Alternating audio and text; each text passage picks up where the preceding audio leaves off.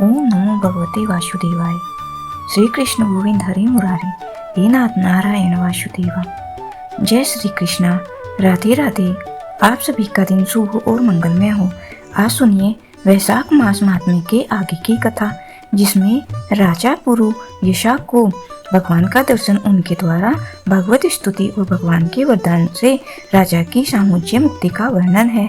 सूत देव कहते हैं, परमात्मा भगवान नारायण 4 भुजाओं से सुशोभित थे। उन्होंने हाथों में शंख, चक्र, गदा और पद्म धारण कर रखे थे। वे पीताम्बर धारण करके वनमाला से विभूषित थे। भगवती लक्ष्मी तथा एक पार्षद के साथ गरुड़ की पीठ पर विराजित थे। उनका दुस्सह तेज देखकर राजा के नेत्र सहसा मंत्रमुग्ध हो गए। अंगों में रोमांच आ गया और नेत्रों से आंसू की धारा बहने लगी। भगवान के दर्शन से आनंद में उनका हृदय सर्वथा डूब गया। उन्होंने तुरंत आगे बढ़कर भगवान को साष्टांग प्रणाम किया। फिर प्रेम विफल नेत्रों से विश्वात्मक श्री हरि को बहुत देर तक निहारा। उनके चरण छुए और उस जल अपने मस्तक पर धारण किया। उन्हीं चरणों की धोवन रूपा श्री गंगा जी ब्रह्मा जी सहित तीनों लोगों को पवित्र करती है। इसके बाद राजा ने वैभव से बहुमूल्य वस्त्र, आभूषण और चंदन से हार, धूप, दीप तथा अमृत के समान नैवेद्य के निवेदन आदि से और अपने तन, मन, धन और आत्मा का समर्पण किया। अद्वितीय पुराण पुरुष भगवान विष्णु का पूजन किया। पूजा के बाद इस प्रकार स्तुति की कि जो निर्गुण, निरंजन और प्रजापति होके भी अधीश्वर है, ब्रह्मा आदि संपूर्ण देवता जिनके वंदना करते रहते हैं, उन परम पुरुष भगवान श्री हरि को मैं प्रणाम करता हूँ। शरणागत की पाप राशि का नाश करने वाले आपके चरणारविंद को परिपक्व योग वाले योगियों ने जो अपने हृदय में धारण किया है, यह उनके लिए बड़े सौभाग्य की बात है। बढ़ी हुई भक्ति के द्वारा अपने अंतःकरण तथा जीव भाव को भी आपके चरणों में ही चढ़ाकर वे योगी जन उनको चरणों के चिंतन मात्र से आपके धाम को प्राप्त किए हुए हैं। विचित्र कर्म करने वाले आप स्वतंत्र परमेश्वर को नमस्कार है। साधु पुरुषों पर अनुग्रह करने वाले आप परमात्मा को प्रणाम है। प्रभु, आपकी माया से मोहित होकर मैं स्त्री और धन रूपी विषय में ही भटकता रहता हूँ। अनर्थ में ही मेरी अर्थ दृष्टि हो गई है। प्रभु, हे विश्व मूर्ते, जब जीव पर आप अनंत शक्ति परमेश्वर की कृपा होती है, तभी उसे महापुरुषों का संग प्राप्त हो जाता है, जिससे यह संसार समुद्र गोपद के समान हो जाता है। हे ईश्वर, जब सत्संग मिलता है, तभी आप में मन तथा बुद्धि का अनुराग होता है। मेरा सारा राज्य जो मुझसे छिन गया था, वह भी आपका मुझ पर महान अनुग्रह ही हुआ था, ऐसा मैं मानता हूँ। मैं ना तो राज्य चाहता हूँ प्रभु, ना पुत्र आदि की इच्छा रखता हूँ, ना कोष की इच्छा रखता हूँ, अपितु मुनिया के द्वारा ध्यान करने योग्य जो आपके आराधनीय चरणारविंद है, उन्हीं का नित्य सेवन करना चाहता हूँ। हे देवेश्वर, हे जगन निवास, मुझ पर प्रसन्न होइए, जिससे आपके चरण कमलों की स्मृति बराबर बनी रहे तथा स्त्री, पुरुष, खजाना और आत्मी कहे जाने वाले सब पदार्थों में जो मेरी शाशक्ति है, वह सदा के लिए दूर हो जाए। भगवान, मेरा मन सदा आपके चरणारविंद के चिंतन में लगा रहे। मेरी वाणी आपकी दिव्य कथा के निरंतर वर्णन में तत्पर हो। मेरे ये दोनों नेत्र आपके श्री विग्रह के दर्शन में, कान कथा श्रवण में तथा मेरे जीवा आपके भोग लगाए हुए प्रसाद के आस्वादन में तत्पर हूँ। प्रभु, मेरी नासिका आपके चरण कमलों की तथा आपके भक्तजनों के गंध विलेपन आदि की सुगंध लेने में, दोनों हाथ आपके मंदिर में झाड़ू आदि लगाने की सेवा में, दोनों पैर आपके तीर्थ और कथा स्थान की यात्रा में तथा मस्तक निरंतर आपको प्रणाम करने में संलग्न रहे। मेरी कामना आपकी उत्तम कथा में और बुद्धि आपका चिंतन करने में तत्पर हो। मेरे घर पर पधारे हुए मुनियों द्वारा आपकी उत्तम कथा का वर्णन तथा आपकी महिमा का गान होता रहे और इसी में मेरे सारे दिन बीते। हे विष्णु, एक क्षण तथा आगे पल के लिए भी ऐसा प्रसंग कभी ना आए जो आपकी चर्चा से रहित हो।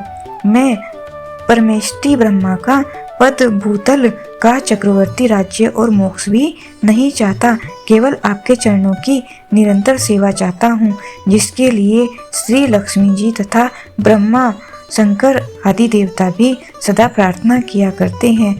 राजा के इस प्रकार स्तुति करने पर कमल नयन भगवान विष्णु ने प्रसन्न होकर मेघ के समान गंभीर वाणी में इस प्रकार कहा, राजन, मैं जानता हूँ तुम मेरे श्रेष्ठ भक्त हो, कामना रहित और निष्पाप हो। हे राजन, मुझ में तुम्हारी दृढ़ भक्ति हो और अंत तुम मेरा सायुज्य प्राप्त करो। तुम्हारे द्वारा किए गए इस स्रोत से इस पृथ्वी पर जो लोग भी मेरी स्तुति करेंगे उनके ऊपर संतुष्ट होकर मैं उन्हें भोग और मोक्ष प्रदान करूंगा। यह अक्षय तृतीया इस पृथ्वी पर प्रसिद्ध होगी, जिसमें भोग और मोक्ष प्रदान करने वाला मैं तुम्हारे ऊपर प्रसन्न हुआ। जो मनुष्य इस तिथि को किसी भी बहाने से या स्वभाव से ही स्नान, दान आदि क्रियाएं करते हैं, वे मेरे अविनाशी पद को प्राप्त हो जाते हैं। जो पितरों के उद्देश्य से अक्षय तृतीया को श्राद्ध करते हैं, उनका किया हुआ यह श्राद्ध अक्षय हो जाता है। इस तिथि में थोड़ा सा भी जो पुण्य किया जाता है उसका फल अक्षय हो जाता है।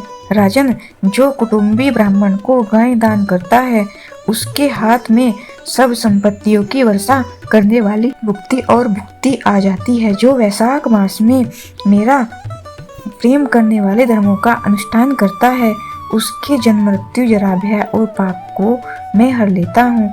अनग, यह वैशाख मास मेरे चरण चिंतन की ही तरह ऐसे सहस्त्र पापों को हर लेता है जिनके लिए शास्त्रों में कोई प्रायश्चित ही नहीं है। राजा को यह वरदान देकर देवादि देव भगवान जनार्दन सबके देखते ही देखते वहीं अंतर्धान हो गए। इसके बाद राजा पुरु यशा सदा भगवान में ही मन लगाए हुए उन्हीं की सेवा में तत्पर रहकर इस पृथ्वी का पालन करने लगे। देव दुर्लभ समस्त मनोरथ का उपभोग करके अंत में उन्होंने चक्रधारी भगवान विष्णु का सायुज्य प्राप्त कर लिया। जो इस उत्तम उपाख्यान को सुनते और सुनाते हैं वे सभी पापों से मुक्त होकर भगवान विष्णु के परम पद को प्राप्त कर जाते हैं। रुद्रदेव जी कहते हैं, राजन, पंपा के तट पर कोई शंख नाम से प्रसिद्ध परम यशस्वी ब्राह्मण थे जो बृहस्पति के सिंह राशि में स्थित होने पर कल्याण में गोदावरी नदी में स्नान करने के लिए गए। वहाँ पवित्र भीमरती को पार करने के बाद दुर्गम, जल शून्य और भयंकर निर्जन वन में धूप से विकल हो गए थे। वैशाख का महीना था और दोपहर का समय था। किसी वृक्ष के नीचे बैठे इसी समय कोई दुराचारी शिकारी हाथ में धनुष धारण के लिए हुए वहां आया। ब्राह्मण के दर्शन से उसकी बुद्धि पवित्र हो गई और इस प्रकार कहने लगा कि मुने, मैं अत्यंत दुर्बुद्धि और पापी हूँ। मेरे ऊपर आपने बड़ी कृपा की है, क्योंकि साधु महात्मा स्वभाव से ही दयालु होते हैं। कहाँ मैं निज कुल में उत्पन्न हुआ व्याग और कहाँ मेरी ऐसी पवित्र बुद्धि। मैं इसे केवल आपका ही उत्तम अनुग्रह मानता हूँ। हे साधु बाबा, मैं आपका शिष्य हूँ, कृपा पात्र हूँ। साधु पुरुषों का समागम होने पर मनुष्य फिर कभी दुख को प्राप्त नहीं होता, इसलिए आप मुझे अपने पाप नाशक वचनों द्वारा ऐसा उपदेश दीजिए जिससे संसार बंधन से छूटने की इच्छा रखने वाले मनुष्य अन्यास भवसागर से हो जाते हैं। साधु पुरुषों का मन सबके प्रति एक समान होता है। वे सभी प्राणियों के प्रति दयालु होते हैं। उनकी दृष्टि में ना कोई ऊंच है ना नीच है, ना अपना है ना पराया है। मनुष्य संतृप्त होकर जब गुरुजनों से उपाय पूछता है तब उसे वे संसार बंधन से छुड़ाने वाले ज्ञान का उपदेश दिया करते हैं। जैसे गंगा जी मनुष्यों के पाप का नाश करने वाली है, उसी प्रकार मूर्ख जनों का उद्धार करना साधु पुरुषों का स्वभाव ही माना गया है। व्याग के यह वचन सुनकर शंख ने कहा, व्याग, अगर तुम कल्याण चाहते हो तो वैशाख मास में भगवान विष्णु को प्रसन्न और संसार समुद्र से पार करने वाले जो दिव्य धर्म बताए गए हैं उनका पालन करो। मुनि श्रेष्ठ शंख उस समय प्यास से बहुत कष्ट पा रहे थे। दोपहर के समय उन्होंने सुंदर सरोवर में स्नान किया और युगल वस्त्र धारण करके मध्याह्न काल की उपासना पूरी की। फिर देव पूजा करने के बाद व्याग के लाए हुए श्रमहारी और स्वादिष्ट कैत का फल खाया। जब वे खा पीकर सुखपूर्वक विराजमान हुए उस समय व्याग ने हाथ जोड़कर कहा कि मुने, किस कर्म से मेरा तपो में व्याकुल में जन्म हुआ और किससे ऐसी सुबुद्धि तथा महात्मा की संगति प्राप्त हो गई। प्रभु, अगर आप ठीक समझे तो मैंने जो कुछ भी पूछा है वह तथा अन्य जानने योग्य बातें भी मुझे बताइए। व्याग के ऐसा पूछने पर शंख बोले, हे व्याग, पूर्व जन्म में तुम वेदों के पारंगत विद्वान ब्राह्मण थे। शाकल नगर में तुम्हारा जन्म हुआ था। तुम्हारा गोत्र श्रीवत्स और नाम स्तंभ था। उस समय तुम बड़े तेजस्वी समझे जाते थे, किंतु आगे चलकर किसी वैश्या में तुम्हारी आसक्ति हो गई। उसके संग दोष से तुमने नित्य कर्मों को त्याग दिया और शूद्र की तरह घर आकर रहने लगे। यद्यपि तुम सदाचार, शून, दुष्ट तथा धर्म कर्मों के त्यागी थे, तो भी उस समय तुम्हारी ब्राह्मण पत्नी कांतिमती ने वैश्या सहित तुम्हारी सेवा की। यह सदा तुम्हारा प्रेम करने में लगी रहती थी।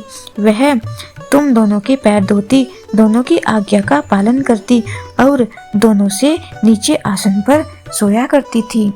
इस प्रकार वैश्या सहित पति की सेवा करती हुई उस दुखिनी ब्राह्मणी का इस धरती पर बहुत सारा समय बीत गया। फिर एक दिन उसके पति ने मूली सहित उड़द खाया और तिल मिश्रित निष्पाप भक्षण किया। उस अपत्य भोजन के से उसका मुंह और पेट चलने लगा। उसे बड़ा भयंकर भगंदर रोग हो गया और वह उस रोग में दिन रात जलने लगा। जब तक घर में धन रहा तब तक वह वैश्या भी वहीं टिकी रही। उसका सारा धन लेकर पीछे उसने भी उसका घर छोड़ दिया। वैश्या तो क्रूर और निर्दयी होती ही है, उसे छोड़कर किसी दूसरे के पास चली गई। तब वह ब्राह्मण से व्याकुल होकर रोता हुआ अपनी पत्नी से बोला, देवी, मैं वैश्या के प्रति आसक्त और अत्यंत निष्ठुर प्राणी हूँ। मेरी रक्षा करो। सुंदरी, तुम परम पवित्र हो। मैंने तुम्हारा कुछ भी उपकार नहीं किया। कल्याणी, जो पापी और निंद मनुष्य अपनी विनीत पत्नी का आदर नहीं करता, वह 15 जन्मों तक नपुंसक होता है। महाभाग्य दिन रात साधु पुरुष उसकी निंदा किया करते हैं। तुम साध्वी और पतिव्रता हो। मैं तुम्हारा अनादर करके पाप योनि में निरंगा तुम्हारा अनादर करने से जो तुम्हारे मन में क्रोध हुआ होगा, उससे मैं दग्ध हो चुका हूँ। अपने पति की ऐसी बात सुनकर वह पतिव्रता हाथ जोड़कर बोली, प्राणनाथ, मेरे प्रति किए हुए व्यवहार को लेकर दुख मत मानिए, लज्जा का भी अनुभव मत कीजिए। मेरा आपके ऊपर बिल्कुल भी क्रोध नहीं है, जिससे आप अपने आप को दग हुआ बतलाते हैं। पूर्व जन्म में किए हुए पापी इस जन्म में दुख होकर आते हैं। जो उन दुखों को धैर्य पूर्वक सहन करती है वही स्त्री साध्वी मानी जाती है और वही पुरुष श्रेष्ठ समझा जाता है। वह उत्तम वर्ण वाली स्त्री अपने पिता और भाइयों से धन मांग कर लाई और उसी से अपने पति का पालन करने लगी। उसने अपने पति को साक्षात क्षीर सागर निवासी विष्णु ही माना। वह दिन रात पति के मल मूत्र साफ करती और उसके शरीर में पड़े हुए कष्टदायक कीड़ों को धीरे धीरे नाखून से खींचकर निकालती थी। ब्राह्मणी ना रात में सोती थी ना दिन में। अपने पति के दुख से संतप्त होकर वह दुखिनी सदा इस प्रकार प्रार्थना किया करती थी कि प्रसिद्ध देवता और पितर मेरे स्वामी की रक्षा करें। इन्हें रोगहीन और निष्पाप करते मैं पति के आरोग्य के लिए चंडिका देवी को भैंस का दही और उत्तम अन्न चढ़ाऊं। भगवान गणेश की प्रसन्नता के लिए मोदक बनवाऊंगी तथा घी नहीं चढ़ाऊंगी। बस मेरे पति रोगहीन होकर 100 वर्षों तक जिए। इस प्रकार वह स्त्री हर दिन देवताओं से प्रार्थना किया करती थी। उन्हीं दिनों कोई देवल नामक महात्मा वहां आए। वैशाख मास में धूप से पीड़ित होकर सायंकाल के समय वह ब्राह्मण के घर में उन्होंने पदार्पण किया। ब्राह्मणी ने महात्मा के चरण धोकर उस जल को मस्तक पर चढ़ाया और धूप से कष्ट पाए हुए महात्मा को पीने के लिए मीठा शरबत दिया। प्रातः काल सूर्योदय होने पर मुनि जैसे आए थे वैसे ही चले गए। थोड़े ही समय में इसके बाद ब्राह्मण को सन्निपात हो गया। ब्राह्मणी सोट मिर्च और पीपल लेकर जब उसके मुंह में डालने लगी तब उसने अपनी पत्नी को उंगली काट ली। उसके दोनों दांत सहसा सट गए और ब्राह्मणी की उंगली का वह कोमल टुकड़ा उसके मुंह में ही रह गया। उंगली काटकर उस वैश्या का ही चिंतन करता हुआ वह ब्राह्मण अंत में मर गया। तब उसकी पत्नी कांतिमती ने आंगन बेचकर बहुत सारा ईंधन खरीदा और चिता बनाकर वह साध्वी पति के साथ उसमें जा बैठी। उसने पति के रोगग्रस्त शरीर का गाढ़ आलिंगन करके उसके साथ अपने आप को भी चिता में जला दिया। शरीर त्याग कर वह सहसा भगवान विष्णु के धाम चली गई। उसने वैशाख मास में जो देवल मुनि को शरबत पिलाया था और उनके चरणों तक को सिर पर लगाया था, इससे उसको योगी गम्य परम पद की प्राप्ति हुई। तुमने अंतकाल में वैश्य का चिंतन करते हुए शरीर त्याग दिया था, इसलिए इस घोर व्याग के शरीर में आए हो और हिंसा में आसक्त होकर सबको परेशान करते हो। तुमने वैशाख मास में मुनि को शरबत देने के लिए ब्राह्मणी को आज्ञा दी थी। उसी पुण्य से आज व्याग होने पर भी तुम्हें सब सुखों के एकमात्र साधन धर्म विषयक प्रश्न पूछने के लिए यह उत्तम बुद्धि प्राप्त हुई है। तुमने जो सब पापों को हरने वाले मुनि के चरणोदक को अपने सिर पर धारण किया था, उसी का यह फल है कि वन में तुम्हें मेरा संग मिला है। इसके बाद ब्राह्मण संग में उस व्याग को वैशाख मास महात्मा की एक कथा सुनाई। उस कथा को सुनकर एक सर्प का उद्धार हुआ। वह सर्प कौन था, किस प्रकार से उसका उद्धार हुआ और वैशाख मास महात्म्य में श्रवण से व्याग का वाल्मीकि होने का वर्णन आप अगले अध्याय में सुनेंगे। हरे कृष्ण। आज के अध्याय में बस इतना ही। अगर आपको यह अध्याय पसंद आया हो तो आप इस अध्याय को शेयर जरूर कीजिएगा। जय श्री कृष्ण।